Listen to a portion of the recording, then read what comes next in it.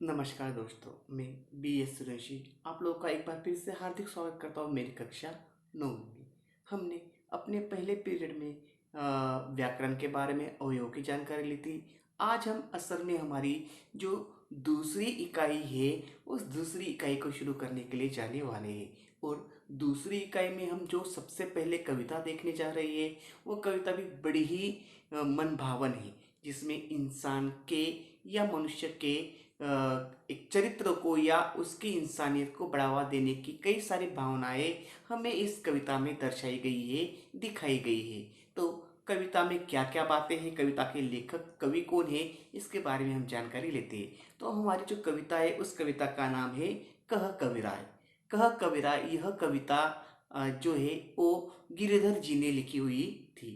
अब हम गिरिधर जी की जीवन के बारे में थोड़ी सी जानकारी ले लेते हैं। तो गिरधर जी के जन्म के बारे में कई मतभेद माने गए हैं या उनके बारे में बोला जाता है। ऐसा कहा जाता है कि गिरधर जी का जो जन्म है वो अवध में सन 1713 में हुआ था।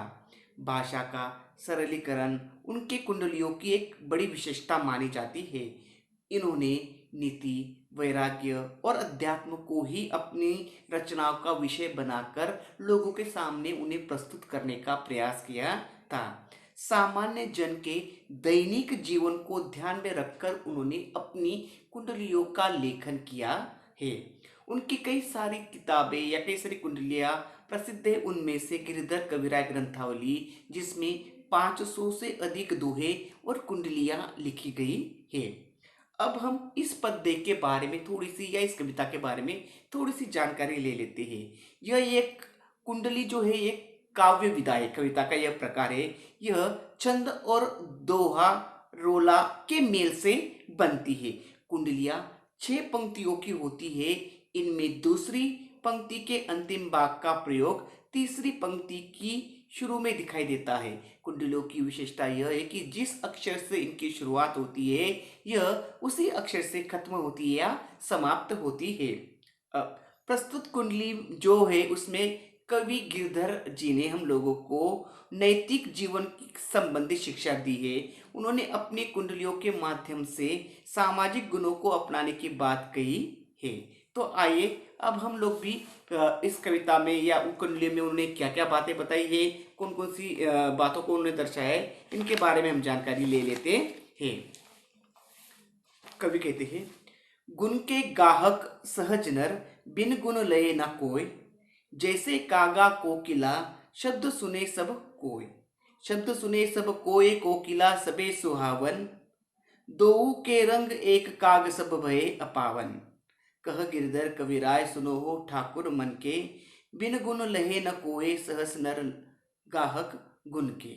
तो इन ऐसा कहा जाता है कि हर इंसान के जन्मतः कई गुण होते हैं। उसके अंदर ऐसा कुछ एक विशेषता होती है, गुण होती है कि जिसके कारण वो अपनी एक अलग पहचान बनाता है। इसी तरीके से यहाँ पर कहा जा रहा है कि जो लोग हैं दुनिया में, जो नर मतलब व्यक्ति, इंसान व्यक्ति, तो दुनिया के जो व्यक्ति है, दुनिया में रहने वाले जो लोग हैं, वे सारे के सारे अच्छे गुणों के ग्राहक हैं। वे अच्छे के सबके सब अच्छे गुणों के ग्राहक हैं।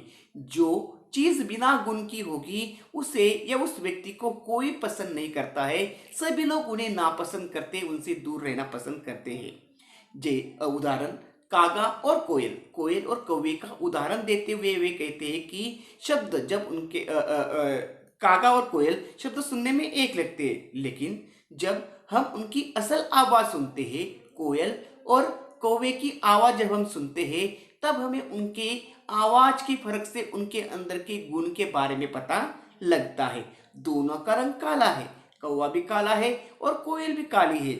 लेकिन जब हम कोयल की आवाज सुनते हैं, तो उसकी आवाज हम लोगों को मन भावन लगती है, बड़ी अच्छी लगती है। लेकिन जो कौवा है, कौवे की जो आवाज होती है, कौवे की आवाज हम लोगों को कर्कश, अपावन, अपवित्र लगती है। हम लोग कौवे की आवाज सुनना पसंद नहीं करते, लेकिन कोकिला की जो आवाज होती है वो बड़ी सुरीली, मीठी लगती है, इसीलिए हम लोग उसकी आवाज सुनते हैं। इसलिए गिरधर कवि जी कहते हैं कि जिसके अंदर अच्छे गुण होती है, विशेषता होती है, वही व्यक्ति लोगों को पसंद आता है। जिसके अंदर कोई गुण नहीं होता है, विशेषता नहीं होती है, वो किसी को पसंद नहीं आता है। दूसरा जो दोहा है वो देखते हैं हम। देखा सब संसार में मतलब का व्यवहार, जब लागी पैसा गांठ में तब लागी ताको यार। तब लागी ताको यार, यार संग ही संग डोले, पैसा रहा न पास, यार मुख से नहीं बोले। कह गिरधर कविराज जगत का यही है लेखा, करच बेरगजी प्रीति मित्र कोई बिरला देखा। तो यहाँ पर एक सच्चे और अच्छे मित्र की परिभाषा या उसके गुणों के बारे में बताया गया है। मतलब हमारे अच्छे मित्र कौन है। स्वार्थी मित्रों की भाषा या स्वार्थी मित्रों की परिभाषा इस पंक्तियों में हम लोगों को दिखाई देती है। यहाँ कहा गया है कि जो संसार है, जो दुनिया है, वो बड़ी व्यवहार प्रिय है। हर कोई अपने मतलब के लिए, हर व्यक्ति अपने मतलब के लिए दूसरों के साथ अपना संबंध प्रस्थापित करता है। जब तक उसका लालच या उसका मतलब पूरा नहीं होता है, तब तक उसके साथ वो रहता है। वह कहावत आप लोगों ने सुनी होगी, जहां पर गुड़ होता है वहीं पर मक्खियां भिन भिन आती है। यानी जब किसी व्यक्ति के पास पैसा या शोहरत आ जाती है, तो उसके सगे मित्र कई सारे आ जाते हैं। वह मित्र कब तक रहते हैं? जब तक उनके पास पैसा रहता है। तो ऐसे स्वार्थी लोगों से हमें दूर रहना है, जो हमारे सुख दुख, अच्छे बुरे समय में हमेशा हमारे साथ एक सहारे की तरह खड़े रहते हैं। वही हमारे सच्चे मित्र होते हैं और उन्हीं को अपना हमें मानना चाहिए। जब हमारे पास पैसा होता है तब तक जो स्वार्थी मित्र होते हैं, लालची मित्र होते हैं, वो आपके पास रहते हैं। लेकिन जब आपके पास पैसे खत्म हो जाते हैं, आपके पास कुछ नहीं रहता है, तो मुख से एक शब्द भी नहीं बोलते हैं। आपको देखकर मानो अपना रास्ता बदल लेते हैं, अपने रास्ते को रास्ते से आपको देखकर ही अपना रास्ता वो मोड़ लेते हैं। ऐसा यहाँ पर उनका कहना है। अब यहाँ पर गिरधर जी हम लोगों को कहते हैं कि जगत का यही लेखा है। गिरधर जी कहते हैं कि दुनिया का यही लेखा है, दुनिया के सारे लोग यही है। यह दुनिया का नियम है कि बिना स्वार्थ के किसी से मित्रता करने वाले लोग कम ही मिलते हैं। अर्थात बिना स्वार्थ के प्रेम करने वाला कोई नहीं मिलता है। ऐसा नहीं है कि सिर्फ स्वार्थ के लिए ही, लेकिन कई सारे ऐसे लोग होते हैं कि बिना स्वार्थ बिना मतलब के भी आपके अच्छे दोस्त होते हैं, आपके अच्छे मित्र बन सकते हैं। झूठा मीठे वचन कही, ऋण उधार ले जाए, लेत परम सुख उपजे, लेके दियो न जाए। लेके दियो न जाए, उच्च अरु नीच बतावे, ऋण उधार की रीति मांगते मारन धावे। कह गिरधर कविराय, जानी रहे मन में रूठा, बहुत दिन हो जाए, कहे तोरा कागज झूठा। तो इस कुंडली के माध्यम से कवि हम लोगों को कहना चाहते हैं कि जो लोग उधार लेते हैं, पैसे उधार लेते हैं। अब इंसान होता है, इंसान की कई सारी जरूरतें होती है। कई बार जरूरतें पूरी करने के लिए उसके पास पैसे होते हैं, तो कई बार उसके पास पैसे नहीं होते। ऐसे में कई सारे लोग जो होते हैं उधार या ऋण लेते हैं, और वो उनका काम खत्म होने के बाद जब उनके पास पैसे आ जाते हैं, तो वो पैसे देकर अपने ऋण को चुकता कर देते हैं। लेकिन सारे लोग इस स्वभाव के नहीं होते। कई सारे जो लोग होते हैं उन वे ऋण लेते वक्त या उधार लेते हुए बड़ी मीठी मीठी बातें बोलते हैं, बड़े अच्छे तरीके से पेश आते हैं। लेकिन जब रुपए उधार लेते समय तो उनका सुख बड़ा, उन्हें सुख मिलता है, बड़ा अच्छा लगता है। परंतु वह जिस व्यक्ति से उधार लेता है उससे पैसे वापस करने के नाम भी नहीं वह लेता है।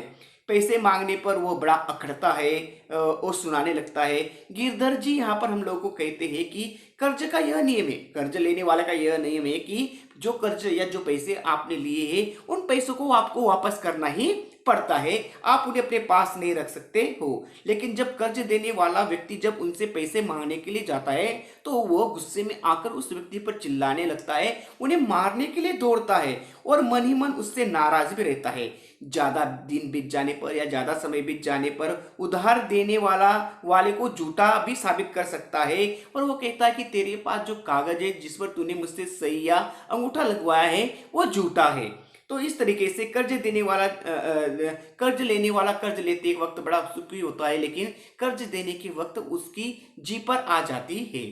तो कुंडली का या इस कविता का जो रिमेनिंग पार्ट है या जो बचा हुआ हिस्सा है वो हम अपने अगले पीरियड में देखेंगे।